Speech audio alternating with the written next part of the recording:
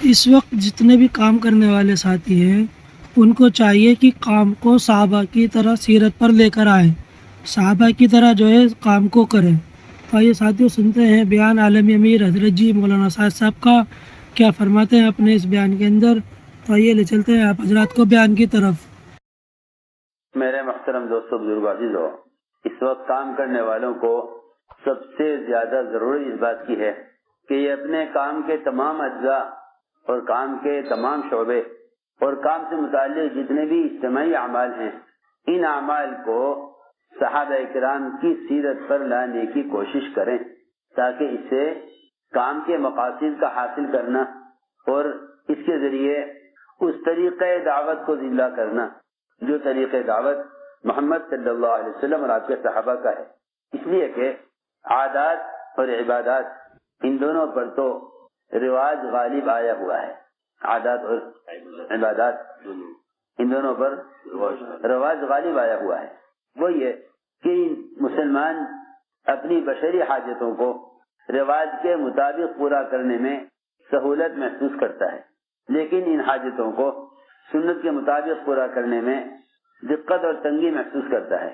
ہر ضرورت پر رواج غالب آ چکا ہے، کھانے میں، پینے میں، پہننے اوڑھنے میں، بیاہ شادیوں میں، کیونکہ ہر لائن کی سنتیں ہیں، ہر لائن کی سنتیں ہیں۔ اسی طرح عبادات میں بھی جتنے بھی اذکار اور اعمال ہیں ان پر بھی رواج غالب آیا ہوا ہے۔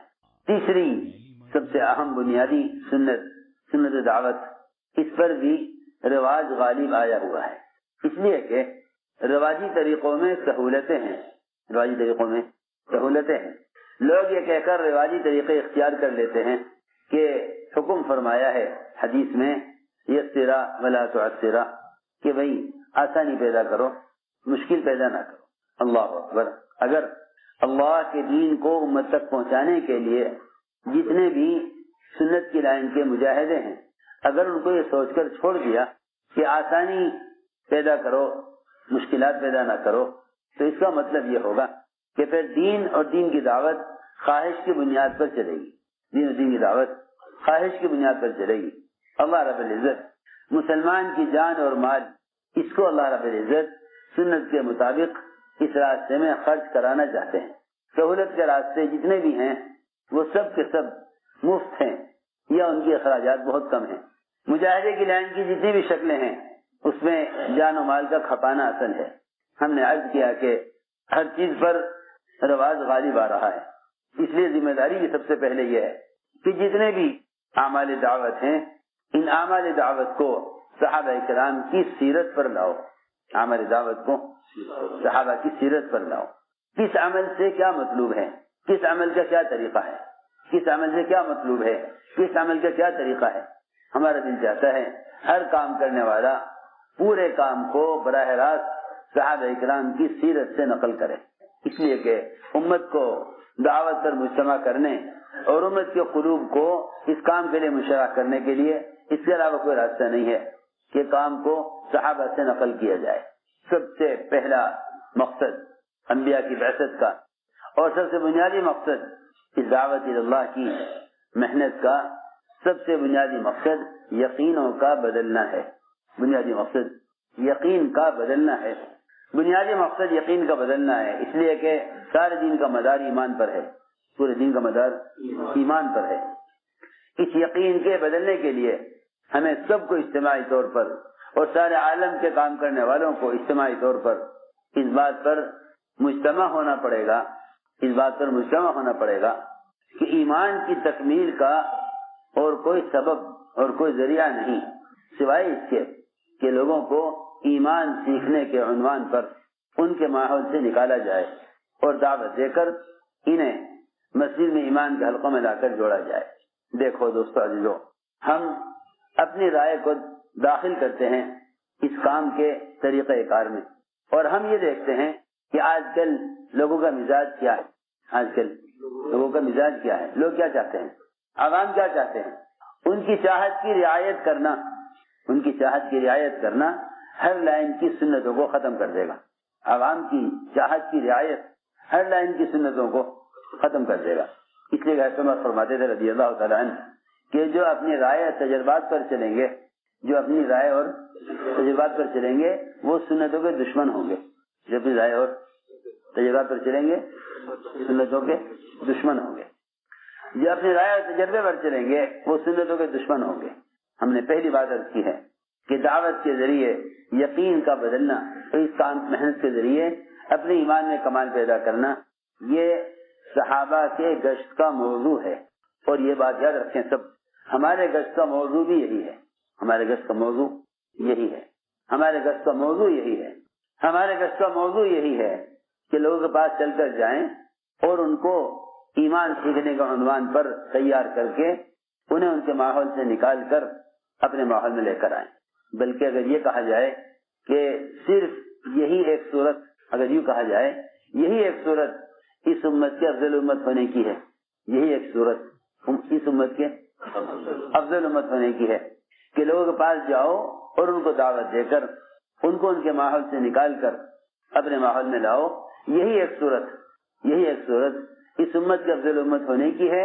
اور یہی ایک صورت ایمان میں کمال پیدا ہونے کی ہے. میری بات بہت توجہ چاہتی ہے. یہی ایک صورت ایمان کی تکمیل کی ہے اور یہی ایک صورت تمہارے افضل امت ہونے کی ہے.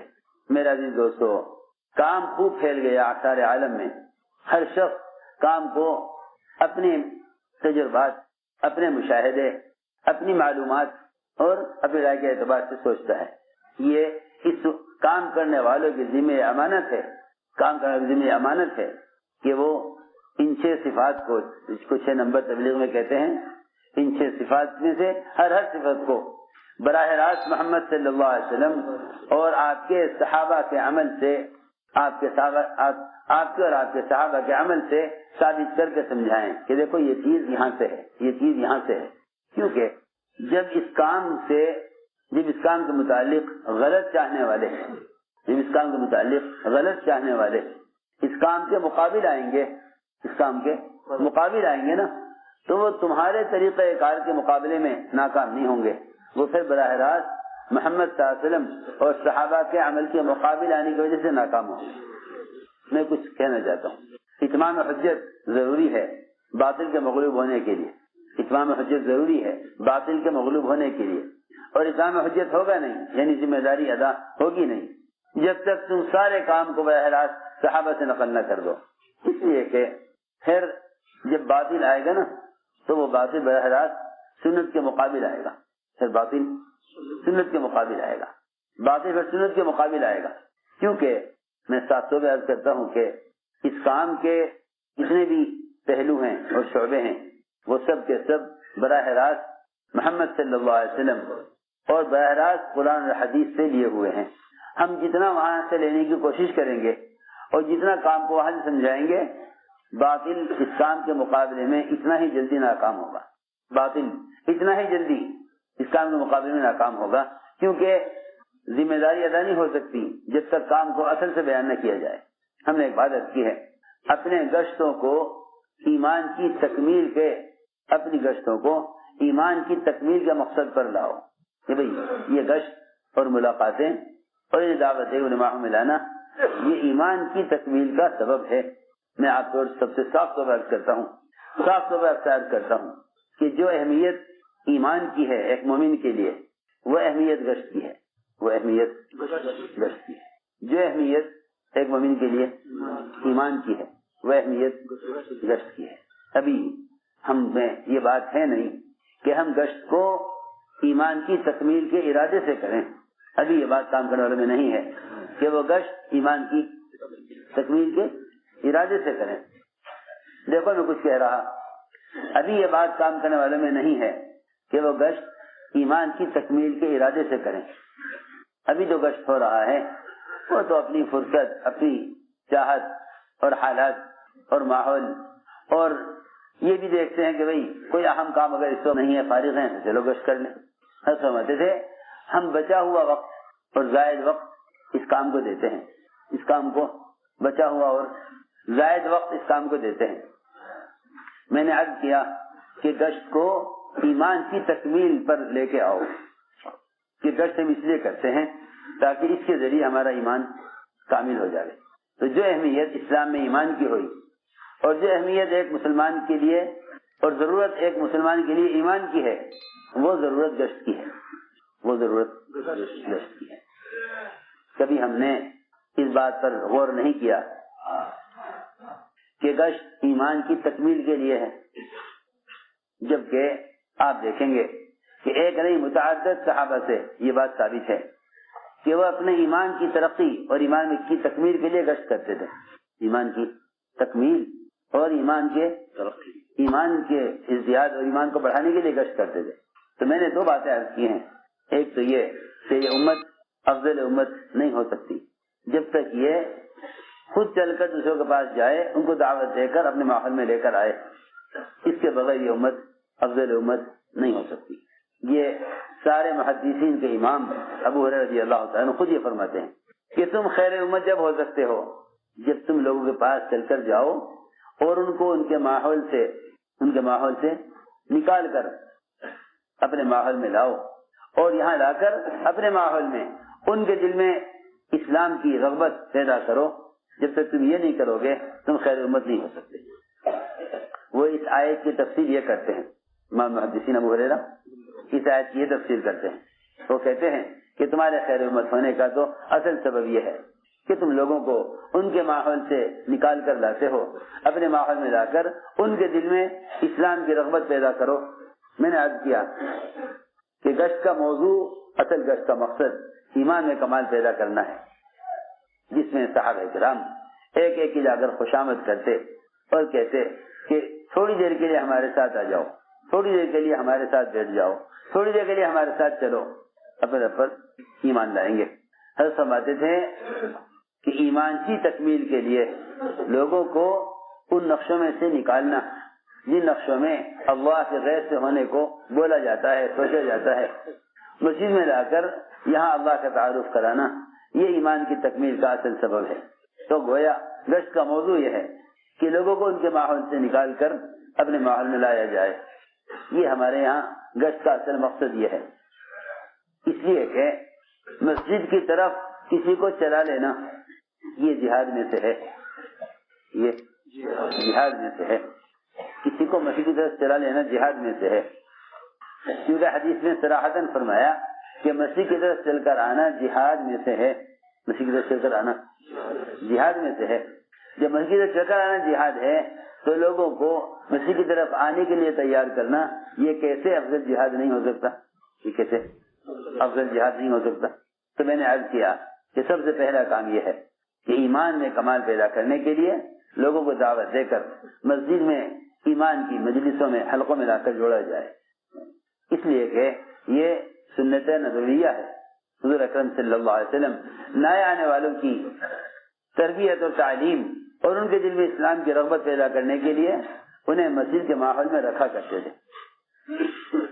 ہمارے گشت کا یہ بنیادی مقصد ہے، کسی طرح مسلمان مسجد میں آ جائے، کسی طرح مسلمان مسجد میں آ جائے، یہ ہمارے گشت کا بنیادی مقصد ہے، ہماری ملاقاتوں کا بنیادی مقصد ہے کہ مسلمان کسی طرح مسجد میں آ جائے، اس لیے کہ مسجد کے ماحول میں وہ تاثیر ہے جو آنے والوں کے قلوب کو خیر کی طرف پھیرے گی، اور ہمارے مسجد میں یہ اثر ہے کہ وہ قلوب کو ہدایت کے لیے نرم کر دے گی۔ ہمارے مسجد میں یہ خاصیت ہے کہ وہ دلوں کو ہدایت کے لیے نرم کر دیں گے۔ وقت ثقیف نے اسلام کو قبول کر لیا، فرائض سے انکار کیا، فرائض سے انکار کیا۔ آپ نے فرمایا کہ ان کو مسجد کے ماحول میں رکھو، ان کو مسجد کے ماحول میں رکھو، اعمال مسجد ان کے دلوں کو اسلام کے لیے نرم کر دیں گے۔ آج لوگ پوچھتے ہیں 3 دن لگانا کیا ضروری ہے؟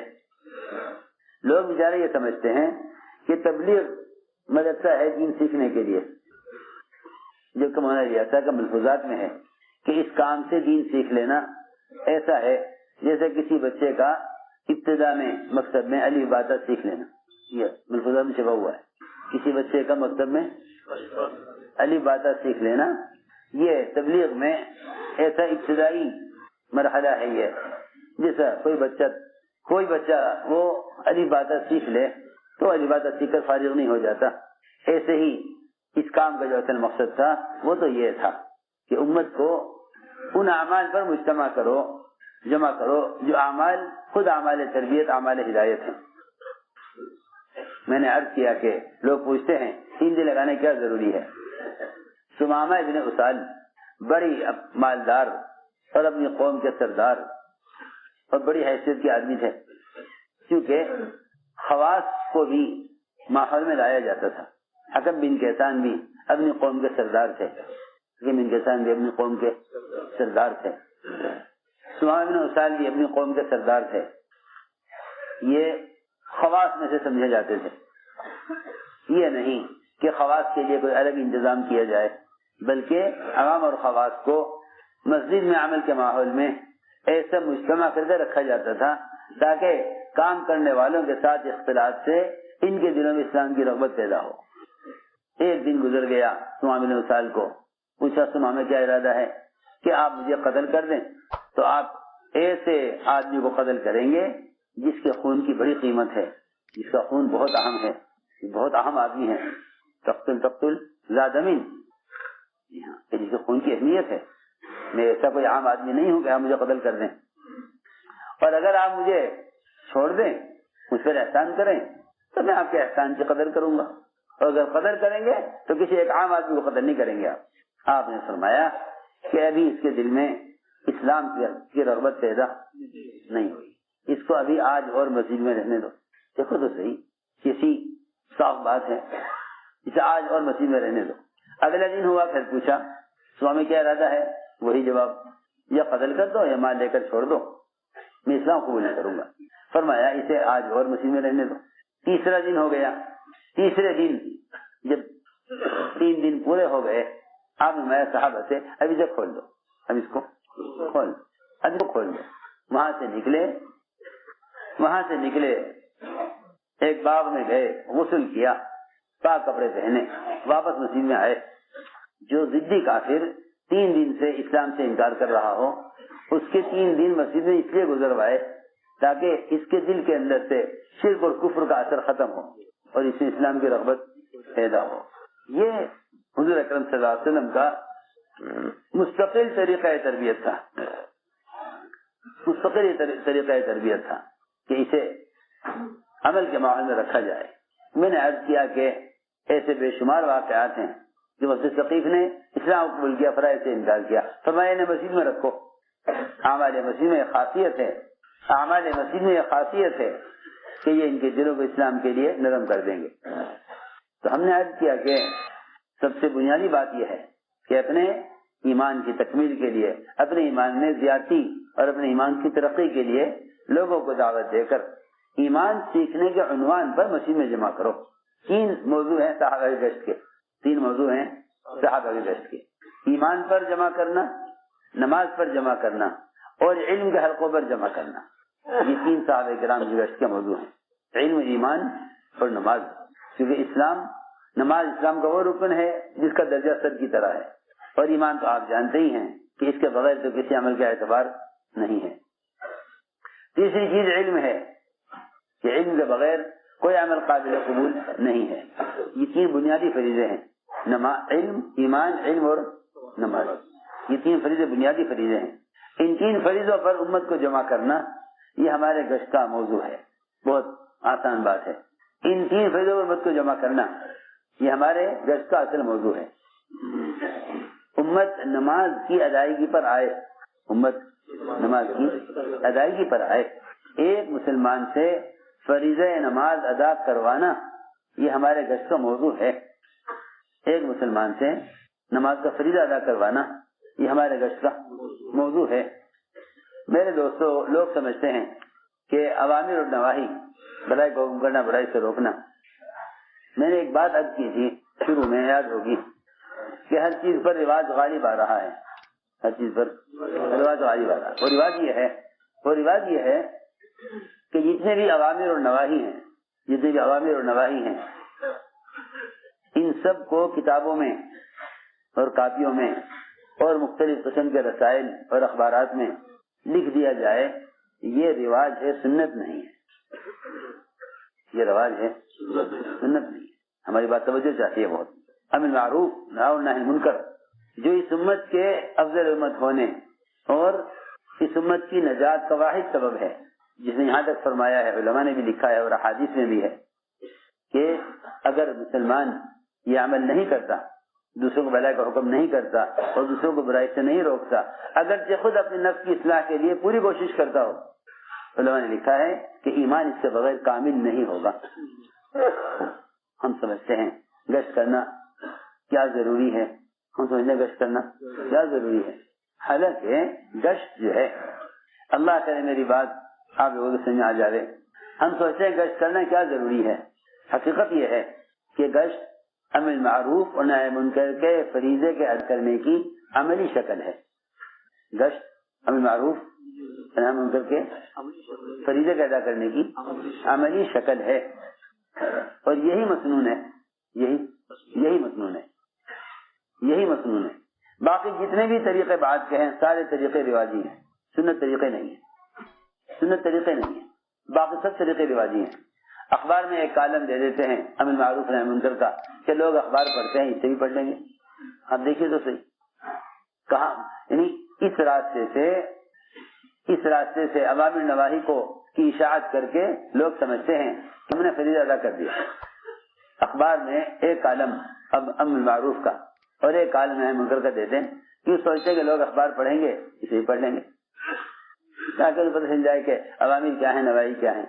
دیکھو میرے دوستو، جو امر معروف و نہی منکر کو صرف بیان کر دینے یا کتاب میں لکھ دینا، یہ امر معروف و نہی منکر کے فریضے کا ادا کرنا نہیں ہے۔ ہماری بات سمجھ میں آ رہی؟ یہ امر معروف اور نہی منکر کے فریضے کا ادا کرنا نہیں ہے۔ آپ کی کتاب چھاپ دیں جس میں سارے عوامر نواہی لکھ دیں اور مفت اس کو تقسیم کرا دیں، تب بھی میں کہتا ہوں کہ یہ فریضہ آپ نے ادا نہیں کیا۔ ہماری بات توجہ چاہتی ہے وہ، تب بھی آپ نے فریضہ ادا نہیں کیا، اس لیے کہ اگر آپ سیرت کی طرف جائیں تو آپ کو کہیں بھی نہیں ملے گا کہ عوامر نواہی لکھ کر تقسیم کر دیے گئے ہوں، بلکہ اس کا طریقہ یہ تھا کہ منکر کرنے والے کے پاس چل کر جاؤ اور اس کو سمجھا کر پیار محبت سے منکر کے ماحول سے نکالو۔ یہ ہے منکر سے روکنا، اپنے ماحول میں لا کر اس سے نماز کا فریضہ ادا کرا دو، یہ ہے امر معروف کے فریضے کا ادا کرنا۔ یہ ہوئی بات کہ نماز اور ایمان اور علم، ان فرائض پر امت کو جمع کرنا، یہ تمہارے افضل امت ہونے کے لیے شرط ہے۔ میں نے عرض کیا کہ یہ طریقہ امت میں سے ختم ہو گیا۔ لوگ کہتے ہیں کہ بھئی نماز کی دعوت دے دو، اور باقی پڑھیں یا نہ پڑھیں اس کی تم پر کوئی ذمہ داری نہیں ہے، ہدایت اللہ کے ہاتھ میں ہے، ہدایت اللہ کے ہاتھ میں ہے، ہمارے ذمہ تو محنت ہے۔ یہ کہتے ہیں اللہ کے ہاتھ میں ہدایت ہے، ہمارے ذمہ تو صرف کہنا ہے، ایسا نہیں ہے، بلکہ گشت کرنے والے کی چاہت یہ ہو کہ یہ مسلمان اللہ کے فریضوں کو چھوڑے ہوئے ہے۔ مولانا صاحب فرماتے تھے اگر تم ایک آدمی کو مسیح میں لے آؤ اور اس سے معاہدہ کرا دو تو 2 رکعات سے اس شکرانے میں پڑھنا کہ اے اللہ تو نے میرے ذریعے سے ایک آدمی کو اتنا عرصہ جہنم میں جلنے سے بچا لیا جو ایک نماز کے چھوڑنے پر عذاب ہوتا۔ ایک مسلمان کو ایک نماز کے چھوڑنے پر جتنی مدت جہنم میں رہنا ہوتا، اللہ تو نے میرے ذریعے سے اس سے ایک نماز ادا کرا کے اس کو اس عذاب سے بچا لیا۔ ہم یاد کرنا چاہتے ہیں کہ معروف و نہی منکر یہ اخبار رسائل کے میں چھاپنے کی چیز نہیں تھی، بلکہ ان دونوں فریضوں کو ادا کرنے کی ایک عملی محنت تھی۔ وہ یہ تھی کہ لوگوں کے پاس چل کر جاؤ اور ان کو دعوت دے کر عمل کی طرف لے کر آؤ۔ کہ اس حضرت نے حیات صحابہ میں بھی اور منتخب حدیث میں بھی یہ سارے فضائل اس لیے جمع کیے تھے تاکہ یہ عملی محنت قائم ہو۔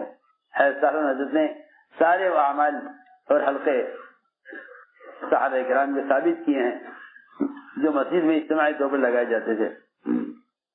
تو ہم نے عرض کیا کہ اصل بات یہ ہے کہ معروف و نہی منکر کے فریضے کی ادائیگی اس طرح ہوتی ہے، کیونکہ منکر کرنے والا گڑھے میں گر جانے والے کی طرح ہے۔ منکر کرنے والا، ابو درداء خود فرماتے ہیں کہ جو آدمی کوئی منکر کر رہا ہے وہ ایسا ہے جو کوئی آدمی کسی گڑھے میں گر گیا ہو، تو کیا تم اس کو نکالو گے؟ نہیں۔ لوگوں نے کہا کیوں نہیں، ضرور نکالیں گے۔ فرمایا بس گناہ کرنے والا گڑھے میں گر جانے والے کی طرح ہے۔ میرے دوستو عزیزو، امت بہت غفلت میں ہے، امت بہت غفلت میں ہے۔ ہماری ملاقاتوں کا اصل مقصد یہ ہے کہ امت کو گناہوں کے ماحول سے نکال کر عمل کے ماحول میں لاویں۔ امام محدثین ابو ہریرہ فرماتے ہیں کہ یہ تمہارے افضل امت ہونے کے لیے شرط ہے۔ تم خیر امت جب ہو سکتے ہو، تم خیر امت جب ہو سکتے ہو جب تم لوگوں کو دعوت دے کر ان کے ماحول سے نکال کر اپنے ماحول میں لے کر آؤ اور ان کے دل میں ایمان کی، اسلام کی رغبت پیدا کرو۔ تو میں نے عرض کیا کہ ایک کام تو یہ ہوا کہ ہماری ملاقاتوں کا اصل مقصد اپنے ایمان کی تکمیل اور لوگوں کے دلوں میں اسلام کی رغبت پیدا کرنا، یہ ہمارے گشت کا اصل موضوع ہے۔ دوسری بات یہ ہے کہ مسجد کے اعمال سے ہر امتی کو گزارا جاوے، مسجد کے اعمال سے ہر امتی کو گزارو۔ ہمارا تو مشورہ بھی وہ صرف مسجد میں تبلیغی جماعت کے حضرات کا ہو کر رہ گیا۔ عام مسلموں کے جانے کا انتظار کرتے ہیں مشورہ کرنے کے لیے کہ نہیں، یہ جماعت کے ساتھی نہیں ہے۔ حالانکہ ہمارے مسجد کا مشورہ ایسا عام ہے جس طرح نماز ہر مسلمان کے لیے عمومی چیز ہے، نماز اس طرح ہر مسلمان سے ہے، اس طرح ہمارا مشورہ ہر مسلمان سے ہے۔ اس لیے کہ مشورہ مسجد کا اجتماعی عمل ہے، جس طرح نماز مسجد کا اجتماعی عمل ہر مومن کے لیے ہے، اس طرح مسجد کا مشورہ ہر ایمان والے سے ہے، مسجد کا مشورہ ہر ایمان والے سے ہے۔ ہم نے عرض کیا کہ اس طرح لوگوں کو دعوت دے کر انہیں نماز کے فریضے کی ادائیگی پر لانا، نماز کی فریضے کی ادائیگی پر لانا، اس لیے کہ امت کی جو ارتداد کا اصل سبب ہے وہ امت کا نماز چھوڑ دینا ہے۔ تم لاکھ کوشش کر لو، تنظیمیں بنا لو، جو چاہے کر لو، جب تک امت نماز پر نہیں آئے گی امت اس ارتداد سے بچ نہیں سکتی۔ امت کی ارتداد سے بچنے کا ایک ہی ذریعہ ہے کہ امت نماز پر آ جائے، امت نماز پر آ جائے، کیونکہ نماز چھوڑنے والے کے اسلام میں کوئی حصہ نہیں ہے، تو پھر ارتداد کیا بعید ہے، پھر ارتداد کیا بعید ہے۔ جب نماز چھوڑنے والے کا اسلام میں حصہ نہیں تو پھر مسلمان اسلام پر باقی کیسے رہے گا؟ جس مکان میں آپ کا حصہ نہیں، آپ اس مکان میں قیام کب تک کریں گے، کیسے کریں گے؟ مثال کے طور پر کرو، جس مکان میں آپ کا حصہ نہیں اس میں آپ کب تک رہیں گے؟ حضرت کا قول ہے کہ جو نماز چھوڑ اس کے اسلام میں کوئی حصہ نہیں۔ اس زمانے مسلمان اپنے وطن، اپنی زمین پر اپنا حق چاہتے ہیں، حالانکہ اگر نماز چھوڑ دے مسلمان تو اسلام میں اس کا کوئی حصہ نہیں، تو پھر یہ زمین سے حصہ، کاروبار سے حصہ، ملازمت سے حصہ کیسے لے سکتے ہیں؟ میں یہ سوچتا رہتا ہوں کہ اس زمانے میں سارے ملک کے مسلمان اس اعتبار سے سوچ رہے ہیں کہ ہمیں ہمارا حق نہیں مل رہا، یوں نہیں سوچ رہے کہ ہم سے اللہ کا کون سا وہ حق ضائع ہو رہا جس سے ہمارے اپنے حقوق ضائع ہو رہے، جس سے ہمارے اپنے حقوق ضائع ہو رہے۔ ہمارے حقوق پر کیوں غیروں کا تسلط ہے؟ وہ تو حدیث میں صراحتاً فرما دیا، صاف بالکل، کہ جب یہ امت دعوت کا کام چھوڑ دے گی، جب یہ امت دعوت کا کام چھوڑ دے گی تو اللہ تعالیٰ ان پر ظالم حکام کو مسلط کر دے گی۔ سیدھی بات ہے، ہم دعوت کہتے ہی اس کو ہیں، ہمیں معروف اور نہی منکر۔ ساری احادیث میں، قرآن میں، صحابہ اکرام کے اقوال میں دعوت اصل ہے ہی ہے۔ یہ تو غلط اور ناسمجھی کی بات ہے کہ یہ سمجھنا کہ دعوت صرف غیر مسلموں کے لیے ہے، یہ تو ناسمجھی کی بات ہے۔ غیر مسلموں پر تو انبیاء اور صحابہ کی محنت بہت مختصر ہے، بہت مختصر ہے اور بہت نرم دعوت ہے، اور ان کے لیے اکراہ اور زبردستی بھی نہیں ہے، لا اکراہ فی الدین، کہ غیروں کو اسلام پر مجبور کر کے اسلام میں داخل نہیں کیا جائے گا۔ ہاں آپ دعوت دے سکتے ہیں، لیکن اللہ کے فریضے کے ادا کرنے پر اور زکوٰۃ کے ادا کرنے پر مسلمان کو مجبور کیا جائے گا۔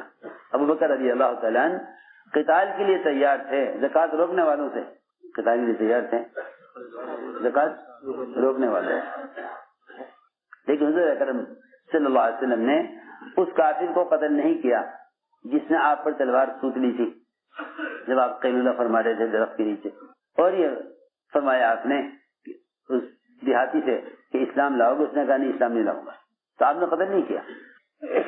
یہ نہیں کہا کہ اسلام لے آؤ ورنہ قتل کر دوں گا، نہیں، آپ نے قتل نہیں کیا۔ علماء نے لکھا ہے کہ کافر کو اسلام کے لیے مجبور نہیں کیا جائے گا، لیکن اس نے یہ کہا کہ میں نہ آپ کا مقابلہ کروں گا اور نہ آپ کا مقابلہ کرنے والوں کی مدد کروں گا، یہ میں وعدہ کرتا ہوں۔ لیکن اسلام کو قبول نہیں کرتا، تو میں جاؤ، نہ آپ نے اس سے کوئی انتقام لیا، نہ اس کو قتل کیا، نہ اس کو قتل کی دھمکی دی اسلام قبول کرنے کے لیے، نہیں۔ میں نے عرض کیا کہ اس زمانے میں لوگ سمجھتے ہیں کہ دعوت محض غیر مسلموں کے لیے ہے، حالانکہ فرعون کے لیے دعوت موسیٰ علیہ السلام کی بہت مختصر، بہت نرم، حل لک اعلان تزکا، حل لک اعلان، محنت بنی اسرائیل پر۔ یہ بات سب کے ذہن میں رہے کہ باطل کے مغلوب ہونے کے لیے ایمان والوں پر محنت کی ضرورت ہے، باطل کے غرق ہونے کے لیے ایمان والوں پر محنت کی ضرورت ہے، کیونکہ ایمان والے ہی ہیں جنہوں نے باطل کی مدت کو بڑھایا ہوا ہے، ایمان والے ہی ہیں جنہوں نے باطل کی مدت کو بڑھایا ہوا ہے، ایمان والے ہیں جنہوں نے باطل کی مدت کو بڑھایا ہوا ہے۔ اس لیے کہ اللہ تعالی باطل کو جو پکڑتے ہیں وہ محض اس کے کفر کی وجہ سے نہیں، کیونکہ اس کے کفر کی پکڑ تو آخرت میں ہے، اس کے کفر کی پکڑ تو آخرت میں ہے، یہ بات ہے۔ اس کی پکڑ اس کی جنت میں جو ہوتی ہے، باطل کی پکڑ اس کی جنت میں، یعنی دنیا میں، باطل کی پکڑ اس کی جنت میں جو ہوتی ہے وہ ہوتی ہے ایمان والوں کے صبر اور تقوی کی وجہ سے۔ اصل بات یہ ہے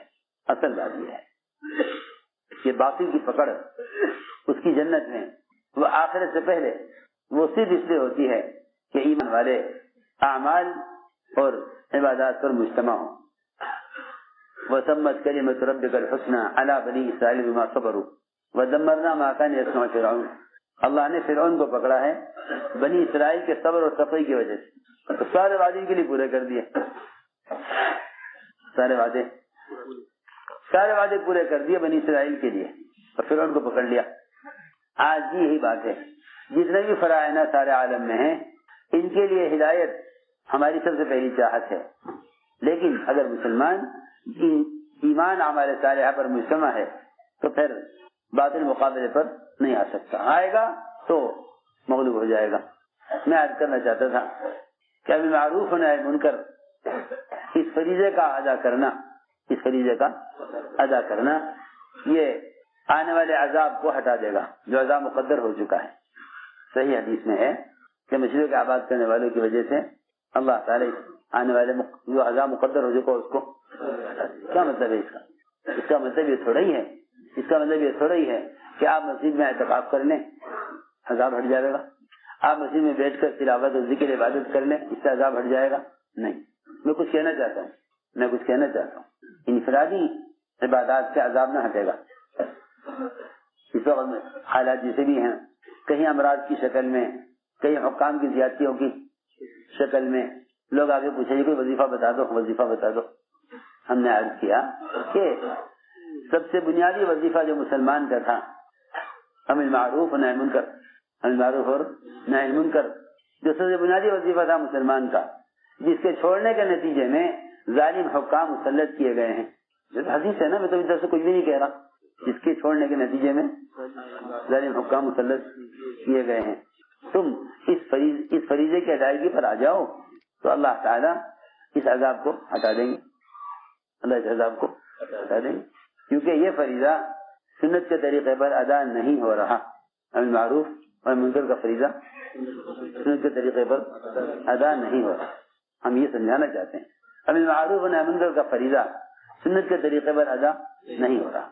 جس دن یہ فریضہ اس طریقے پر ادا ہو جائے گا نا کہ تم لوگوں کو منکر سے نکال کر معروفات کی ادائیگی پر لے آؤ، تو حدیث میں آتا ہے کہ ہم وہ عذاب ہٹا دیتے ہیں جس کا آنا مقدر ہو چکا ہے، صرف ان لوگوں کی وجہ سے جو مسجدوں کو اعمال سے آباد رکھتے ہیں۔ کیا مطلب ہے اس کا؟ میں عرض کر چکا کہ اس سے مسجد میں رہ کر افرادی اعمال کرنا مراد نہیں، بلکہ سنو آگے بات، بلکہ جن منکرات کے کرنے کی وجہ سے عذاب آ رہا ہے، جب مسلمان منکرات کو چھوڑ کر مسجد کے ماحول میں آ جائے گا تو جو عذاب کے اسباب ہیں وہ ختم ہو جائیں گے، عذاب ہٹا دیا جائے گا، جو عذاب کے آنے کے اسباب ہیں وہ ختم ہو جائیں گے۔ جب اسباب عذاب ختم ہو جائیں گے تو عذاب بھی ہٹا دیا جائے گا۔ دیکھو دوسری کتنی آسان بات ہے۔ امر معروف اور نہی منکر کے فریضے کی ادائیگی سے ہم آنے والے عذاب کو ہٹا دیں گے، اس کا مطلب ہی یہی ہے کہ تم لوگوں کو دعوت دے کر منکر کے ماحول سے نکال لو، دعوت دے کر لوگوں کو منکر کے ماحول سے نکالو۔ تو اللہ رب العزت جن منکرات کی وجہ سے عذاب آ رہا ہے، چاہے وہ حکام کی شکل میں ہو، امراض کی شکل میں ہو، قرضوں کی شکل میں ہو، کسی بھی شکل میں ہو، اور عجیب بات یہ ہے کہ اللہ تعالی ایمان والوں پر آنے والے حالات کے لیے غیروں کو بھی ذریعہ بناتے ہیں۔ ظالم حکام کا تسلط، اس کے لیے ضروری نہیں کہ وہ ظالم حکام مسلمان ہی ہو، غیر مسلم بھی ہو سکتے ہیں، جی ہاں، غیر مسلم بھی ہو سکتے ہیں، غیر مسلم بھی ہو سکتے ہیں۔ یہ موقع ہے، میں آپ سب سے کہتا ہوں کہ یہ موقع ہے اس وقت امت کو یہ سمجھانے کا کہ ظالم حکام کے تسلط سے نکلنے کے لیے اپنے وظیفے کی ادائیگی پر آ جاؤ، یہ موقع ہے اس کا۔ اور سمجھتے تھے جب بھی مسلمان پر حالات آئیں، یہ موقع ہوتا ہے مسلمانوں کو اس وقت عبرت لینے والے واقعات بتانے کا کہ جسے مسلمان عبرت لے لے۔ جی ہاں، اس لیے کہ لوہا جب تپا ہوا ہوتا ہے نا، اس وقت چوٹ کی ضرورت ہوتی ہے۔ لوہا جب تپا ہوا ہو اس وقت فوراً چوٹ کی ضرورت ہے۔ اگر اسے موڑنا ہے، اس کو موڑنے کا صرف یہی ٹائم ہے جس میں یہ لوہا تپا ہوا ہے، لوہا تپا ہوا ہے۔ لما احمر الحديد في النار فيكون لين فتحوله كما تشاء، لأن الحديد لين لما احمر في النار۔ تو جو احوال امت پر ہیں، یہ موقع ہے اس وقت امت کو آسانی کے ساتھ ان اعمال کی طرف لانے کا جو اعمال عذاب کے ہٹنے کا ذریعہ ہے۔ میں عرض کرنا چاہتا ہوں، میں کیا بتاؤں سمجھ آنے کے لیے، اور لوگ لے جائیں گے غلط رخ پر۔ یہ وقت اللہ کو منانے کا ہے، حکومت کو منانے کا نہیں ہے، یہ وقت اللہ کو منانے کا ہے۔ سارا نظام قدرت کے قبضے میں ہے۔ وہ تو جب اللہ کے غیر میں مسلمان نظام کو تصور کرتا ہے، پھر اللہ سے غافل ہو کر اس کے غیر کی خوشامد کرتا ہے۔ میں یہ سمجھانا چاہتا تھا کہ امر معروف و نہی منکر کے فریضے کے چھوڑنے پر جو غیروں کے تسلط کا عذاب ہے، تو حدیث میں صراحتاً ہے کہ یہ امت بلائی کو کرنا چھوڑ دے گی، برائی سے روکنا چھوڑ دے گی۔ تو لوگ کہتے ہیں کہیں بھی نہیں چھوڑا، اتنی کتابیں ہیں امر معروف پر، اتنی کتابیں لکھی جا رہی ہیں نہی منکر پر، اتنے اخبارات میں اتنے چینل چل رہے ہیں۔ جی ہاں، سنو تو صحیح، لوگوں کی جہالت، اتنے چینل چل رہے ہیں کہیں کہ امر معروف اور نہی منکر کے۔ اسے میں سمجھانا چاہتا ہوں کہ ان رواجی طریقوں میں رواج کی ظلمتیں ہیں۔ یہ رواجی طریقے سنت کے اثرات سے، سنت کے انوارات سے، سنت کی قوت سے، سنت کے رعب سے بالکل خالی ہیں۔ تو ساری بات یہ ہو گئی کہ ان دو فریضوں کی ادائیگی کو سنت پر لاؤ۔ اس لیے حضور اکرم صلی اللہ علیہ وسلم نے امت کو اعمال مسجد سے جوڑا تھا۔ دوسری بات یہ ہے کہ مسلمان اس کا عادی تھا کہ اپنے ہر مسئلے کو لے کر مسجد آئے۔ مسلمان کو اس کا عادی بنایا گیا تھا، اپنے ہر مسئلے کو لے کر مسجد آئے۔ بارشوں کا رکنا، سیلابوں کا آنا، زلزلہ کا آنا، کہیں دریاؤں کا چلانا، سارے کام مسجد سے ایسے کیے جاتے تھے جیسے کوئی کسی ملک کا جو ہے پایہ تخت ہوتا ہے، یا کسی شعبے کا کیا کہنا چاہیے کنٹرول روم ہوتا ہے نا، کہ وہاں سے سارا نظام کنٹرول کیا جاتا ہے، سارا نظام کنٹرول کیا جاتا ہے۔ بالکل مسجد ایسی تھی کہ سارا نظام زمین آسمان کے درمیان کا اسے مسجد سے چلایا جاتا تھا، اس کو مسجد سے چلایا جاتا تھا۔ سمجھتے تھے صحابہ کرام کو اس کا عادی بنایا گیا تھا کہ کوئی مسئلہ پیش آئے تم اس کو لے کر مسجد میں آؤ۔ ہر مسلمان کا فارغ وقت مسجد میں گزرتا تھا، اور اس طرح گزرتا تھا کہ وہ دوسروں کو بھی ان اعمال کی طرف متوجہ کرنے کی کوشش کرتے تھے۔ میرے دوستوں عزیزو، امت کے سارے مسائل کا حل وہ براہ راست مسجد سے جوڑا گیا تھا۔ جب بھی کوئی بات پیش آتی تھی صحابہ دوڑتے تھے مسجد کی طرف۔ حضور اکرم صلی اللہ علیہ وسلم نے کئی مرتبہ مسجد آ کر نماز پڑھ کر اللہ سے کھانا مانگ کر امت کو اس کی تعلیم دی کہ دیکھو تمہارے مسائل کا حل کا تعلق اللہ سے، اللہ کے گھر سے ہے، تمہارے مسائل کا حل کا تعلق اللہ کے گھر سے ہے، اپنے مسائل کو لے کر یہاں ہر آنے والی بلا، ہر آنے والا عذاب، مسجد سے کے ذریعے ہٹایا جاتا تھا. سارے جتنے بھی کائنات فلکیات میں اور زمین کے نظام میں جو بھی کوئی تبدیلی آتی اس کا حل اعمال مسیح سے براہ راست تھا. بارش بند ہو گئی, صحابی نے آ کر مسجد میں کہا. پھر سیلاب آ گیا, صحابی نے آ کر اگلے جمعہ مسجد میں کہا. نیل دریا نیل کا پانی چڑھتا نہیں تھا, حضرت عمر نے خط لکھا دریا کو براہ راست. یعنی سارے کام مسجد سے کیے جاتے تھے, سارے کام مسجد سے کیے جاتے تھے. تو میں نے عرض کیا کہ مسجد ایک اعمال کے مجموعے کا نام ہے. مسجد اعمال کے مجموعے کا نام ہے. مسجد اعمال کے مجموعے کا نام ہے. ایمان, علم اور نماز, ان تین چیزوں سے امت کو گزارنا یہ اصل مسجد کے اعمال ہیں. ایمان, علم اور نماز. ایمان, علم اور نماز, ان تین فریضوں کے ادا کرنے اور سیکھنے کی جگہ مسجد ہے.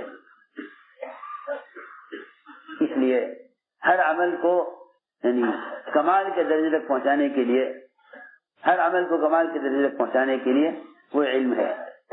ایک فضائل کا علم, دوسرے مسائل کا علم. دونوں علم, فضائل کا بھی مسائل کا بھی, مسجد سے سکھلائے جاتے تھے. دونوں علم مسجد سے سکھلائے جاتے تھے. دونوں علم, فضائل کا بھی اور مسائل کا بھی, وہ مسجد سے سکھلائے جاتے تھے. اس زمانے میں یہ دونوں علم مسجد سے نکل گئے. اس لوگوں کو دین کی معلومات تو ہے, عمل کی استعداد نہیں ہے. دین کی معلومات تو ہے, عمل کی استعداد نہیں ہے. کیوں؟ اس لیے کہ عمل کی استعداد پیدا کرنے کے لیے مسجد سے علم کا لینا شرط ہے. مسجد سے علم کا لینا شرط ہے. عمل کی استعداد پیدا کرنے کے لیے مسجد سے علم کا لینا شرط ہے. جب علم مسجد سے نکل جائے گا تو یہ حلقے, علم کے حلقے فرشتوں کے پروں سے الگ ہو جائیں گے. فرشتوں کے پروں سے الگ, کیونکہ حدیث میں ہے اللہ کے گھروں میں سے کسی گھر میں جمع ہو کر, اللہ کے گھروں میں سے کسی گھر میں جمع ہو کر جو لوگ اللہ تعالیٰ کے احکام کے تذکرے کرتے ہیں, فرشتوں نے اپنے بھروسہ آسمان تک گھیر لیتے ہیں. پہلے مسائل کا علم بھی مسجد سے لیا جاتا تھا. مسائل کا علم مسجد سے لیا جاتا تھا. مسائل کا علم مسجد سے لیا جاتا تھا. ایک آدمی نے سنا کہ شراب حرام ہو گئی. اس ایک تنہا فرد نے جا کر مسجد سے باہر محلے میں اعلان کر دیا, لوگوں سن لو شراب حرام ہو گئی. سارے مدینے والوں نے ایک آدمی کے کہنے پر شراب چھوڑی ہے. ایک آدمی کے کہنے پر شراب چھوڑی, سارے مدینے والوں نے ایک آدمی کے کہنے پر شراب چھوڑ دی. اتنا اثر اس کی بات میں کہ کہاں سے سن کر آئے ہو. سے پوچھا گیا کہ مسجد میں حکم نازل ہوا ہے ابھی کہ شراب حرام کر دی گئی. صحابہ نے شراب کے برتن بھی توڑ دیے, مٹکے بھی توڑ دیے. جو پی تھی اس کی بھی صحابہ نے طے کی. طے اس لیے کی کہ ہمیں علم تو ہوا ہے پینے کے بعد, ہمیں تو علم ہوا ہے پینے کے بعد, لیکن حکم نازل ہوا مسجد میں پینے سے پہلے. یہ نہیں کہ علم حاصل ہونے کے بعد عمل کے مکلف ہوئے. یہاں سے علم ہونے کے بعد بھی آدمی آپ کو عمل کا مکلف نہیں سمجھتا, اور وہاں علم ہونے سے پہلے اور حکم نازل ہونے کے بعد اس دریا میں جو شراب دی گئی ہے اس کو صحابہ نے پیٹ میں سے نکالا.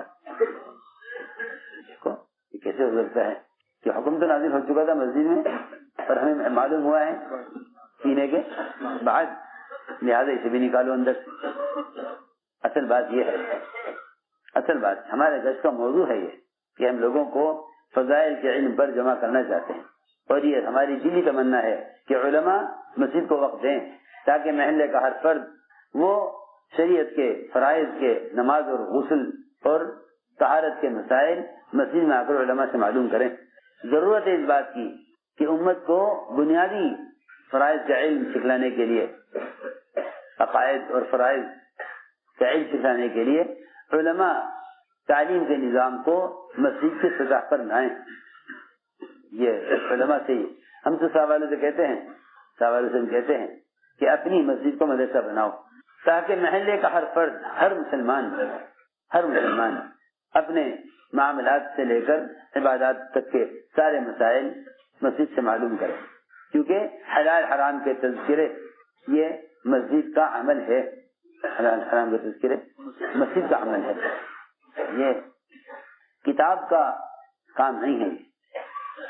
حلال حرام کے تذکرے میں تم سے کیسے سمجھاؤں, کتاب سے عمل کی استعداد پیدا نہیں ہوتی. کتاب سے عمل کی استعداد پیدا نہیں ہوتی. عمل کی استعداد پیدا ہوتی ہے اہل علم کی صحبت اور فرشتوں کے پروں میں رہنے سے، ورنہ معلومات حاصل ہو سکتی ہیں۔ کتاب ایک نقش ہے، دماغ ایک نقش ہے، دماغ بھی کتاب ہے، دماغ بھی کتاب ہے، لکھا ہوا بھی کتاب ہے۔ کتاب سے کتاب لکھ لینا یا کتاب کا عکس لے لینا، آج کل مشینیں ایسی ہیں کہ ایک کتاب کا فوٹو فوراً نکل آئے 10 منٹ میں، پوری کتاب کا نقش ہو سکتا ہے۔ دماغ میں آپ جما لیں مضامین، تو میں سمجھتا ہوں کہ یہ کتاب کا نقش ہے، عکس ہے جو کتاب سے دماغ میں آ گیا۔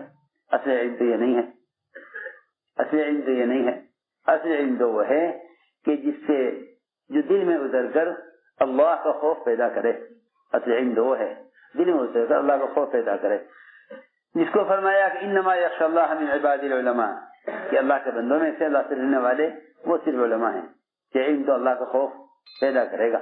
اور وہی بات ہے کہ فرماتے تھے مسجدوں میں ملائکہ کے فرشتوں کے پروں میں رہنے سے فرشتوں والی صفات پیدا ہوں گی۔ اس لیے ہم نے عرض کیا کہ ہمارے گشت کا موضوع ہے یہ کہ لوگوں کو علم کے حلقوں پر جمع کیا جائے، لوگوں کو علم کے حلقوں پر جمع کیا جائے۔ تعلیمی گشت سنو میری بات، تعلیمی گشت کی وہ اہمیت ہے جو علم کی اہمیت ہے۔ جیسا ہم عرض کر چکے کہ گشت کی اہمیت وہ ہے جو ایمان کی اہمیت ہے۔ ہماری بات سمجھنا بہت ضروری ہے۔ ابھی کام کرنے والے اس سطح پر، اس رخ پر سوچنے، اس رخ پر نہیں ہے ابھی۔ وہ تو ایک گشت، ایک کیا بتاؤں، ایک زائد عمل، ایک مستحب چیز، لوگ اس کو ابھی تک یہ سمجھتے ہیں۔ حالانکہ جس طرح علم اور ایمان یہ دو بنیادی فریضے ہیں، ان دونوں فریضوں میں کمال پیدا کرنے کے لیے گشت ہے۔ کیونکہ میں 2 چیزیں عرض کر چکا ہوں کہ صحابہ کا گشت 2 کاموں کے لیے ملتا ہے، ایک علم پر جمع کرنے کے لیے، دوسرے ایمان پر جمع کرنے کے لیے، تیسرے نماز پر امت کو آمادہ کرنے کے لیے۔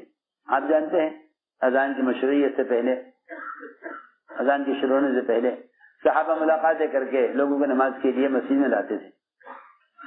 اللہ نے اس پر اذان عطا فرما دی۔ انہوں نے چاہا بھی کہ بھئی ایسے آلات اور ذرائع موجود ہیں جن سے پھرنے کے بغیر پھرے نماز کی اطلاع سب کو ہو سکتی ہے۔ ایسے آلات، ڈھول بھی ہے، سارنگی بھی ہے، یہ آلات ہیں، انہیں استعمال کریں اور ان پر نماز کہا جائے، ڈھول بجایا جائے، اس کی آواز سے لوگ نماز کے لیے آ جائیں گے۔ فرمایا نہیں، یہ طریقہ یہودیوں کا ہے، یہ طریقہ نصارہ کا ہے، یہ طریقہ مجوسیوں کا ہے، یہ ہمارا طریقہ نہیں ہے۔ تم تو جا کر ایک کو نماز کے لیے بلا کر لاؤ۔ اللہ نے اس پر دعوت دی، اس پر اذان دی، اللہ نے اذان دی ہے۔ اس لیے اذان مسجد کا عمل نہیں ہے، اس لیے اذان مسجد کا عمل نہیں، اس لیے اذان مسجد کا عمل نہیں ہے۔ اذان مسجد سے باہر کا عمل ہے، اذان مسجد سے باہر کا عمل ہے۔ لوگ اس سے غلط سمجھ بیٹھے کہ جب اذان مسجد سے باہر کا عمل ہے تو اس کا مطلب ہے کہ دعوت مسجد سے باہر کا عمل ہے، کہ نہیں، اذان مسجد سے باہر کا عمل ہے، مسجد میں لانے کے لیے۔ اذان مسجد سے باہر کا عمل ہے، مسجد میں لانے کے لیے۔ جی ہاں، یہ تو ترجمہ لوگ غلط کرتے ہیں، آؤ کامیابی کی طرف، آؤ نماز کی طرف، حالانکہ اذان میں آؤ ہے ہی نہیں، اذان میں آؤ تو کہیں اذان میں ہے ہی نہیں، یہ ترجمہ ہی غلط ہے۔ آؤ کامیابی کی طرف، آؤ نماز کی طرف، اس لیے کہ تعالو نہیں ہے اذان میں، حیا ہے۔ حیا کا مطلب آؤ نہیں ہے، حیا کا مطلب چلو، حیا کا مطلب ہے چلو مسجد کی طرف۔ اذان کا مسجد سے باہر ہونا ہی یہ بتا رہا ہے کہ باہر والوں کو، اذان باہر والوں کے لیے ہے، مسجد میں آنے کے لیے۔ اسی طرح دعوت مسجد سے باہر ہے، مسجد میں لانے کے لیے۔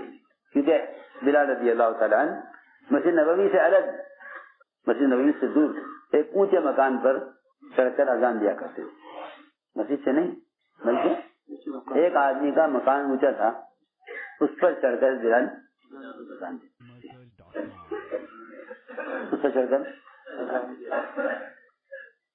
اذان دیتے۔ اب اس زمانے میں تو اذان مسجد کے اندر ہوئی، پھر اللہ مجھے معاف فرماوے، لوگوں نے اذان کو صرف اعلان سمجھا، حالانکہ اذان اعلان نہیں ہے، اذان دعوت ہے۔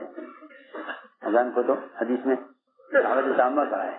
اگر اذان اوقات بتانے کے لیے ہے تو اوقات تو پہلے سے معلوم تھے، اسے کہ نماز دی گئی تھی، اوقات بھی دے دیے گئے تھے نماز کے.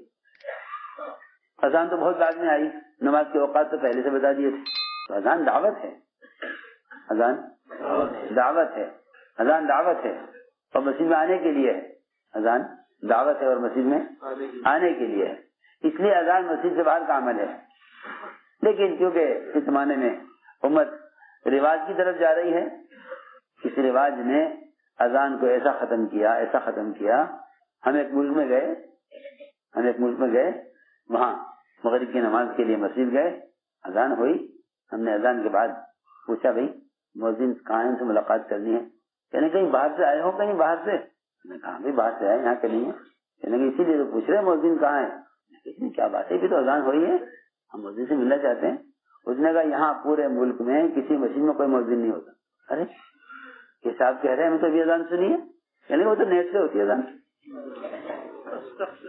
سنو ذرا، سوچو، نیٹ سے اذان. یہ ہے رواج کہ ایسی سنت اذان. اللہ اکبر. حضرت فرماتے تھے خلیفہ نہ ہوتا تو مؤذن بن جاتا، مگر خلافت کی مشغولی کی وجہ سے اذان اور اقامت، نماز اقامت تکبیر تحریمہ کے درمیان بھی حضرت عمر مشغول رہتے تھے. اتنے امور خلافت تھے. کان یشتغل بین اقامت و تحریم، دونوں کے درمیان بھی حضرت عمر مشغول رہتے تھے. فرماتے تھے یہ خلافت مشغول نہ ہوتی تو مؤذن ہوتا. کہنے لگے حضرت عمر رضی اللہ تعالی عنہ، یا رسول اللہ آپ نے تو اذان کے ایسے فضائل بیان کر دیے کہ اب مؤذن بننے کے لیے ہمیں آپس میں تلواریں چلیں گی، ہر ایک چاہے گا مؤذن بننا. میں نہیں عمر جانے بھی دے، اب تو ایسا زمانہ آنے والا ہے کہ سب سے بیکار اور حقیر آدمی کو یہ کام دیا جائے گا کہ جو آدمی کسی کام کا نہ ہو اسے مؤذن بنا دے. حضرت علی چاہتے تھے کہ میں نے کاش حسنین کے لیے آپ سے اذان دے کر ڈالی ہوتی، کبھی نے دونوں کو مؤذن بنا جائیے، بس یہ اذان دے اور کوئی کام نہ کرے. اور اذان ہوتے ہوتے کہاں پہنچی؟ نیٹ پر. یہاں بتایا یہاں تو ساری مسجدوں میں اذان نیٹ سے ہوتی. ہم نے کہا اس کا مطلب یہ ہے کہ ہر جگہ نماز ایک وقت پر، ہاں ایک وقت پر. کہ یہ تو ہر جگہ تو وقت ہوتا نہیں نماز کا، علاقوں میں تو فرق ہوتا ہے، کہیں 5 منٹ کا، کہیں 6 منٹ کا، کہیں 7 منٹ کا، کہیں 10 منٹ. کہنے کہ جی ہم کیا کریں، یہاں تو حکومت کا نظام ہے، انہوں نے یہ قانون بنایا ہوا ہے کہ کون مؤذن رکھے، اس کی تنخواہ دیں، اسے حجرہ دیں. کیا ضرورت ہے اس کی؟ جو سہولت کس میں ہے؟ سوچو صحیح، بولو. نیٹ کی سہولت ہے، اسی کو تو کہہ رہا، اور کیا کہہ رہا.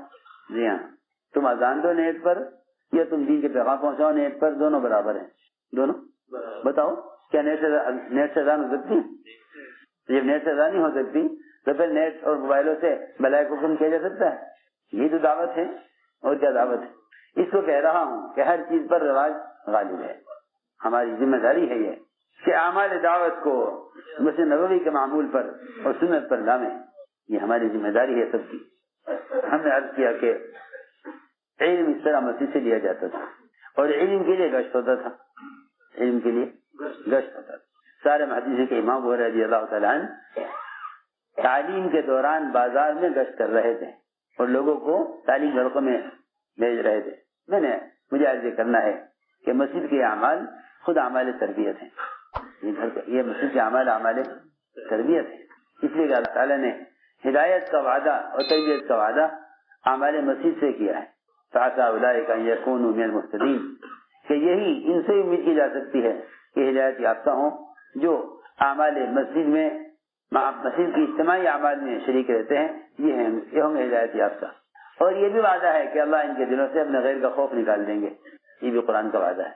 یہ اعمال قرآن اور حدیث میں منصوص ہیں، مسنون ہیں. انہیں ہدایت کے یقین کے ساتھ کیا جائے. اسی طرح گھر کے اعمال بھی اعمال تربیت اور اعمال ہدایت ہیں. اللہ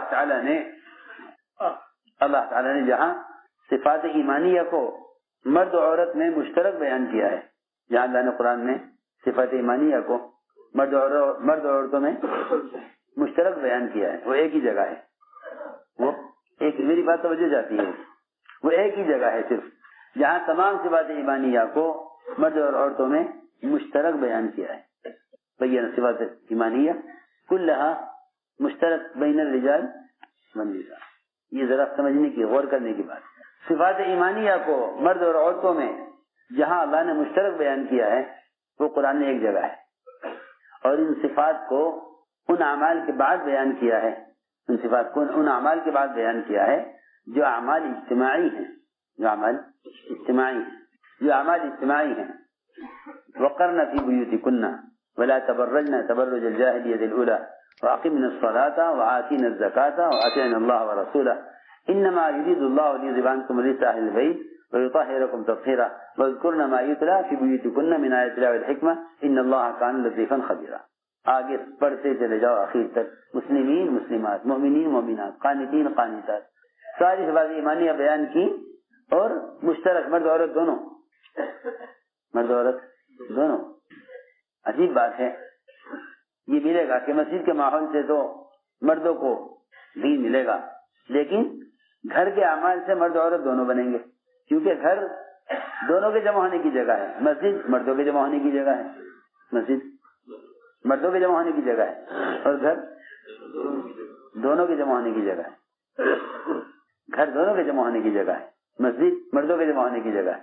تو جہاں مرد اور عورتوں کو اللہ نے قرآن میں گھر کے اعمال بیان کیے، اللہ نے قرآن میں گھر کے اعمال بیان کیے، ان گھر کے اعمال کے ساتھ اللہ تعالیٰ نے صفات ایمانیہ کا بیان کرنے میں مرد و عورت دونوں کو بیان کیا ہے، صرف عورتوں کو نہیں۔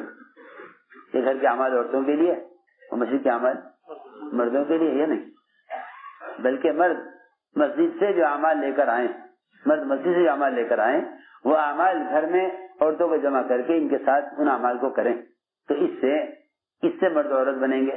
ورنہ اگر ان مردوں نے ان کا عمل کا ماحول صرف مسجد میں رہا اور گھر میں نہ رہا، تو جو خیر انہوں نے مسجد سے حاصل کی ہے وہ گھر میں آگے ضائع ہو جائے گی۔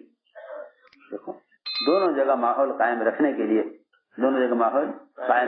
لیے یہاں مرد مسجد میں اور وہاں پھر گھر میں، یہی اعمال گھر میں عورتوں کے ساتھ، جو اعمال مسجد میں مردوں کے ساتھ ہیں مردوں کے، وہی اعمال گھر میں عورتوں کے ساتھ۔ اللہ فرما رہے قرآن میں کہ ان عورتوں کو چاہیے بند سنور کر زمانے جاہلی کی طرح باہر نہ نکلیں۔ بیچارے بعض لوگ ایسے بھی ہیں جو صرف آدھی آیت پڑھ کر ترجمہ کر دیتے ہیں اور اگلی آیت پڑھتے نہیں، یہ کہتے ہیں یہ قرآن میں تو ہے کہ عورتیں گھروں میں رہیں، یہاں عورتوں کو جماعت میں نکالتے ہیں، اور قرآن میں ہے کہ عورتیں گھر میں رہیں۔ ارے تم آدھی آیت پڑھ رہے ہو، پوری آیت پڑھو نا، پوری آیت کیوں نہیں پڑھتے؟ آدھی آیت پڑھ کے ترجمہ کر رہے اور آدھی آیت پڑھ کے اعتراض کر رہے، پوری آیت پڑھو۔ اگر کوئی اتنا پڑھ لے لا تقربوا الصلاۃ، کہ نماز سے قریب مت جائیے، قرآن میں ہے، حالانکہ آیت پوری پڑھنی چاہیے، وانتم سکارا، کہ نماز کے قریب مت جانا جب تم نشے کی حالت میں ہو۔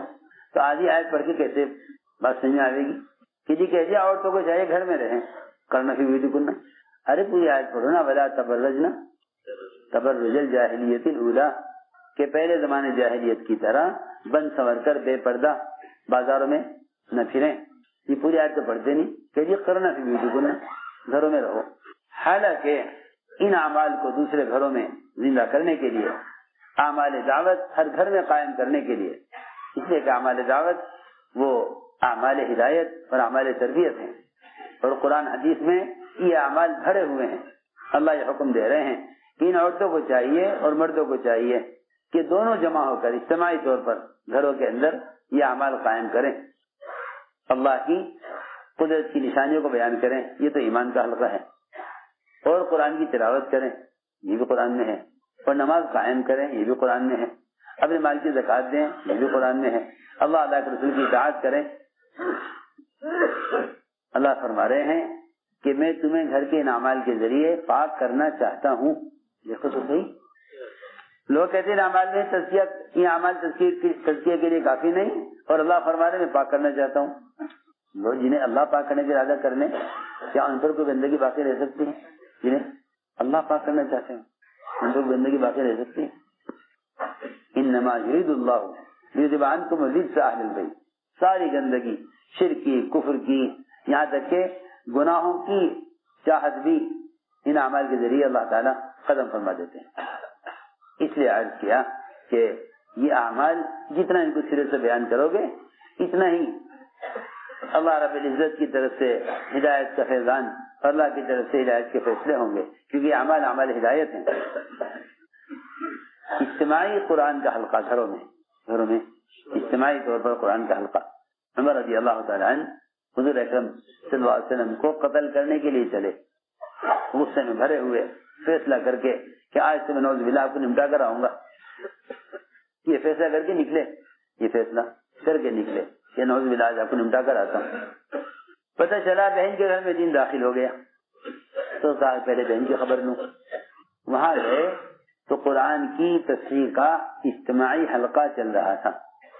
قرآن کی تفسیر کا اجتماعی حلقہ. ایک عورت, 2 مرد, حضرت خباب رضی اللہ تعالیٰ عنہ حضرت کے بہنوں کو قرآن سکھلا رہے تھے. وہاں سے عمر کو ہدایت ملی, وہاں سے ہدایت ملی حضرت عمر کو. گھر میں قرآن کی تفسیر کا حلقہ بہن کے گھر میں, جن کا اس وقت ارادہ نعوذ باللہ آپ کو قتل کرنے کا ہو, اس وقت کفر کی شدت کا اور اسلام سے نفرت کا کیا درجہ ہوگا. اتنا ہی کفر کافی ہے کہ بھئی ہم اسلام قبول نہیں کرتے, اتنا ہی کفر کچھ کم نہیں کہ ہم اسلام قبول نہیں کرتے. لیکن جو نبی کو قتل کے ارادے سے نکلے ہوں, ان کے کفر کی شدت اس وقت کیا ہوگی. اللہ کی شان. وہاں داخل ہوئے, ہر کسی ان کے پڑھنے کی, قرآن پڑھنے کی گنگناہٹ کان میں پڑی. سمجھے تو کچھ آیا نہیں کیا پڑھ رہے ہیں, اتنا اندازہ ہو گیا کہ ہاں کچھ پڑھ رہے ہیں.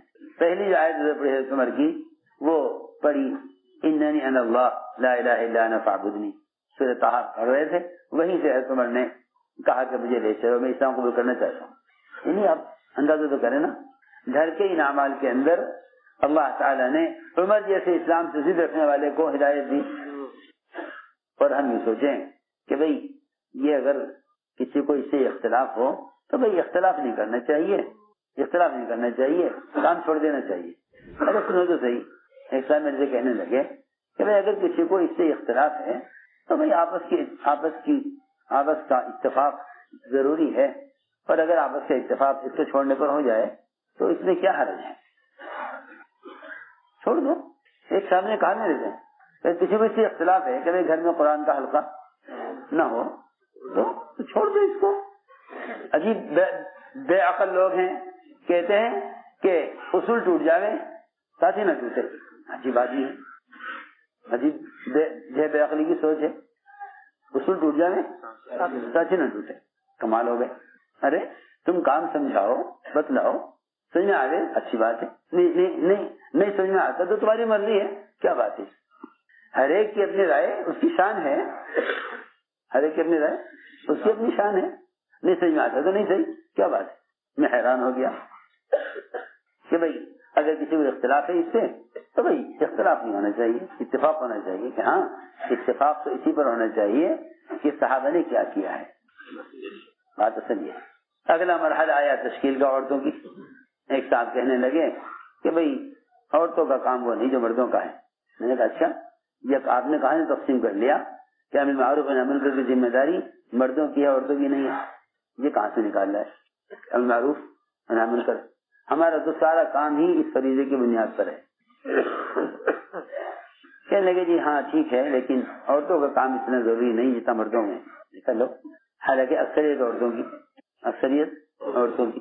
یہ مرد چاہے باہر ولی ہو اور شیخ کبیر ہو, مگر اگر گھر میں دین نہیں تو یہ مجبور ہو جائے گا. اللہ تعالیٰ نے ان گھر کے اعمال کو 100% صفات ایمانیہ کے پیدا کرنے کا اصل سبب بتلایا ہے. ہم نے عرض کیا کہ بھئی اپنی عورتوں کے اللہ کے راستے میں نکلنے کے لیے پوری قوت سے, ہمت سے تشکیل کیا کرو. ان کو ان کے زیورات اور ان کے زینت کی شکلیں وہ غیروں کی طرح اترانے اور حسن و جمال کے لیے نہیں ہے. جیسے ہی صحابیات نے, عورتوں نے سنا کہ ملک سے باہر جماعت کے بھیجنے کا تقاضا ہے, ملک سے باہر جماعت کے بھیجنے کا تقاضا, ساری عورتوں نے اپنے زیورات نکال کر ڈھیر لگا دیا آپ کے سامنے. سارے زیورات کانت علی النساء. جب اللہ کے راستے میں انفاق کا تقاضا آیا, عورتوں نے اپنے سارے گلوبند اور پازیب اور ہاتھوں کے کڑے اور کانوں کی بالیاں سب نکال کے آپ کے آگے سونے کا ڈھیر لگا دی. عورتوں نے کہا کیا چاہتے ہیں, کیا ہمارے زیورات اس لیے ہیں کہ ہم اس سے اپنے مردوں کے لیے زینت ظاہر کریں, یا یہ اللہ کے دین کو قائم کرنے اور اللہ کے مخلوق کو جہنم سے بچانے کے لیے ہیں. ہم نے عرض کیا کہ تشکیل عورتوں کو اللہ کے راستے میں نکلنے کے لیے تیار کرنا. ام حرام بنت ملحان، آپ ان کے گھر میں سو رہے تھے، نیند سے اٹھے تو مسکراتے ہوئے اٹھے، نیند سے اٹھے تو مسکراتے ہوئے اٹھے. پوچھا کہ کیوں مسکرائے آپ؟ فرمایا کہ خوشی مجھے اس بات کی ہوئی کہ ایک جماعت فلاں ملک میں سمندری سفر کرے گی اور تختوں پر، وہ کشتیوں پر ایسے اطمینان سے بیٹھے ہوئے ہوں گے جیسے بادشاہ اپنے تختوں پر اطمینان سے بیٹھے ہوئے ہوتے ہیں. ام حرام نے عرض کیا مجھے اس سمندر کے راستے جماعت جا رہی فلاں ملک میں، اس میں آپ مجھے شامل کر دیجیے. فرمایا کہ نہیں عورتوں کا کام نہیں ہے. فرمایا ہاں تم اسی جماعت میں ہو. فرمایا اسی جماعت میں. سمندر پار، حالانکہ اس زمانے کے سمندر کے سفر ایسے نہیں ہوتے تھے جس زمانے کے سہولت کے اور حفاظت کے. اس زمانے میں تو طوفان آ گیا تو کشتی کہاں گئی، اور ہوا کا رخ بدل گیا تو ملک بدل گیا. ہوا کا رخ بدل گیا تو ملک ہی بدل گیا. جی ہاں، جنہیں ارادہ کیا تھا مدینے کی طرف آنے کا وہ حبشہ چلے گئے. جی ہاں، ہوا کا رخ بدل گیا، بجائے مدینے کے حبشہ پہنچ گئے. جی ہاں، ارادہ کیا مدینے کی طرف آنے کا، سمندری راستے سے پہنچے کہاں؟ حبشہ. میں نے عرض کیا کہ ام حرام بنت ملحان نے عرض کیا کہ مجھے ان میں سے مجھے بھی کر دیجیے، تمہارے انہی میں سے ہو. پھر دوبارہ سوئے تھے، مسکراتے ہوئے اٹھے. آپ کیوں مسکرا رہے ہیں؟ فرمایا کہ ایک جماعت اور دکھلائی گئی ہے. ام حرام نے کہا دوسری جماعت میں بھی مجھے جانا ہے. جی ہاں، یہاں سے اس ملک سے واپس آؤں گی، پھر دوسرے ملک میں جاؤں گی. جی سمجھ آ رہی بات؟ اس ملک سے آؤں گی دوسرے ملک میں جاؤں گی. ہائے میں سوچوں، میں نے اگر یہ خروج قتال کے لیے تھا تو ان عورتوں کو کیوں شوق تھا نکلنے کا؟ وہ تو اصل میں اقامت دین کے لیے خروج ہے، اقامت دین کے لیے خروج ہے. فرمایا آپ نے کہ ام حرام تم دوسری جماعت میں کیسے جا سکتی ہو جب تم پہلی جماعت میں جا کر اس ملک میں دفن ہو جاؤ گی، وہاں تمہارا انتقال ہو جائے گا. جی ہاں، کیا کیسی عورتیں ہوں گی، کیسی عورتیں ہوں گی ایمان والی، اس وجہ سے کہا جائے کہ اس ملک میں تم جا کے مرو گی، وہاں تم دفن ہوگی، تو پھر بھی جانے کو تیار ہے. جی ہاں، ہماری عورتوں کی جماعت کا دروغ بنے تو جواب آگے عورتوں کی طرف سے کہ جی ایک عورت بوڑھی ہے اس میں، وہ کہہ رہی ہے مجھے دور نہیں جانا، میرے تو کہیں قریب کا رخ بنا دو. تو ساری جماعت کے رخ بدل دیں گے مشرے والے ساری جماعت کے رخ بدل دیں گے کہ جی ایک عورت دور نہیں جانا چاہ رہی، قریب کو جانا چاہ رہی. اور وہاں ام حرام سمندری سفر ہو جانے کو تیار، اور معلوم ہو گیا کہ وہاں جا کے دفن ہوں گی، وہاں مرے گی، کہ جی پھر بھی انکار نہیں جانے سے. تو میں نے عرض کیا کہ تشکیل یہ تو سنت ہے، یہ تو سنت ہے. آپ صلی اللہ علیہ وسلم نے ام حرام بنت ملحان کو اور واقعی فضیلت بتلائی کہ اگر سمندری راستے میں دعوت اللہ کے لیے نکلنے والا سمندری راستے میں وفات پائے، اگر دعوت اللہ کے لیے نکلنے والا سمندری راستے میں وفات پائے تو اللہ رب العزت اس کی روح خود نکالیں گے، فرشتے سے نہیں نکلوائیں گے. باقی کسی کے لیے فضیلت نہیں. سارے انبیاء، سارے اولیاء، سارے ایمان والے سب کی روح فرشتہ نکالے گا، یہاں تک کہ فرشتوں کی روح بھی فرشتہ نکالے گا. صرف دو ہیں جن کی روح اللہ خود نکالیں گے، صرف دو ہیں جن کی روح اللہ خود نکالیں گے. ایک تو وہ جو سمندری سفر میں وفات پائے، اس راستے میں سمندری سفر میں وفات پائے. دوسرا خود ملک الموت، دوسرا خود اللہ یقبض روحہ. جی سیدھی بات، اللہ کے راستے میں سمندری سفر میں نکلنے والوں کی روح اللہ خود نکالے. یہ کیوں دی فضیلت؟ اس لیے تاکہ تم یہ نہ سمجھو کہ بھئی جہاں جہاں تک گاڑی جاتی ہے وہاں تک دعوت دے دے جا کے، آگے تو راستہ سمندری ہے. ایسا نہ ہو کہ میری امت سمندری سفر کر کے دوسرے ملکوں میں جانے کو ضروری نہ سمجھے. تو ان کی سمندری سفر کی فضیلت کو اتنا بڑھا دیا کہ سب کی روحیں تو قبض کریں گے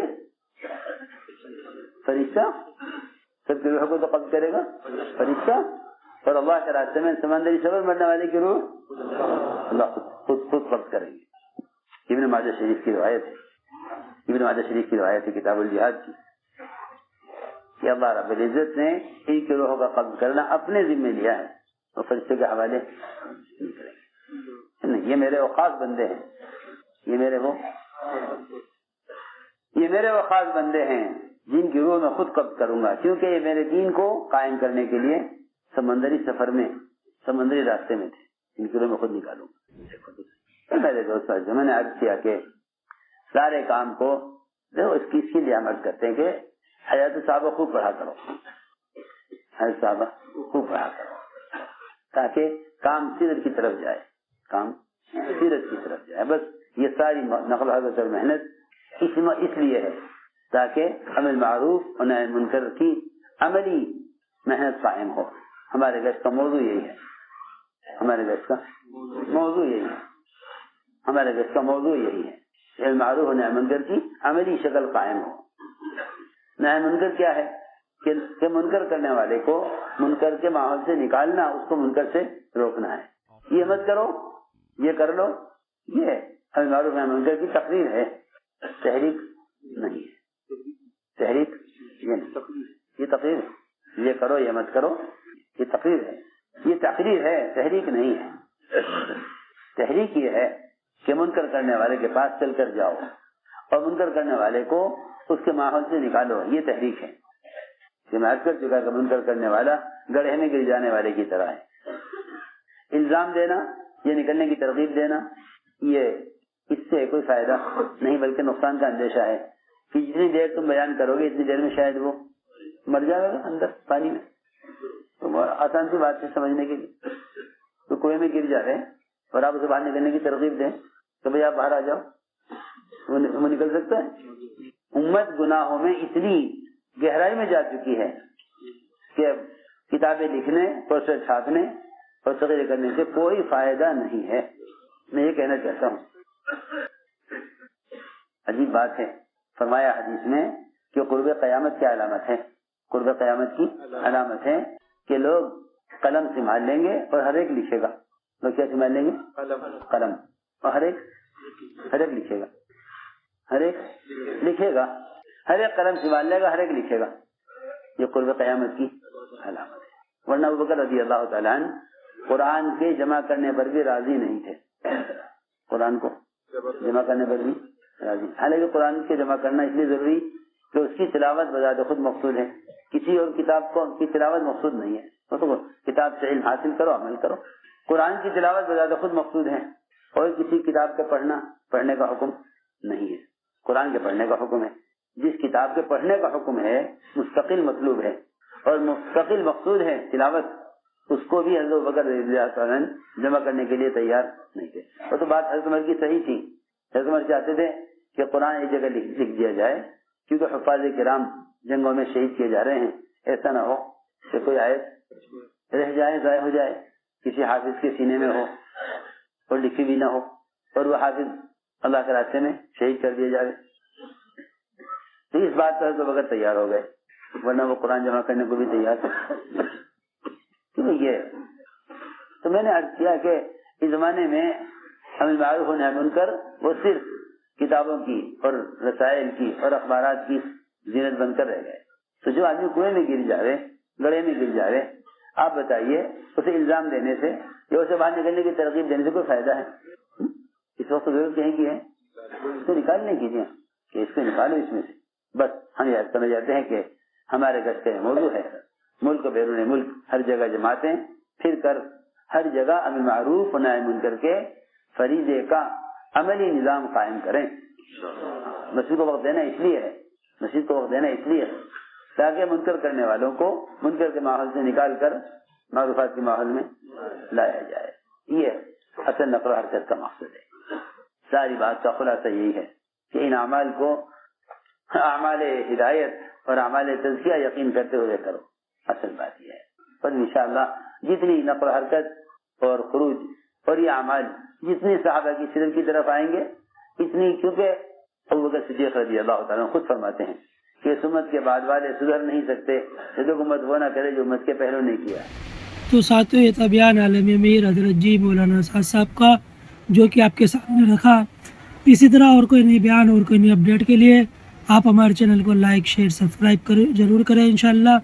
پھر ملیں گے اسی طرح اور کوئی نئی بیان کو لے کر. جب تک آپ حضرات اپنی دعاؤں میں ہمیں یاد رکھنا. اب آپ لوگ ہمیں دے اجازت. السلام علیکم ورحمۃ اللہ وبرکاتہ.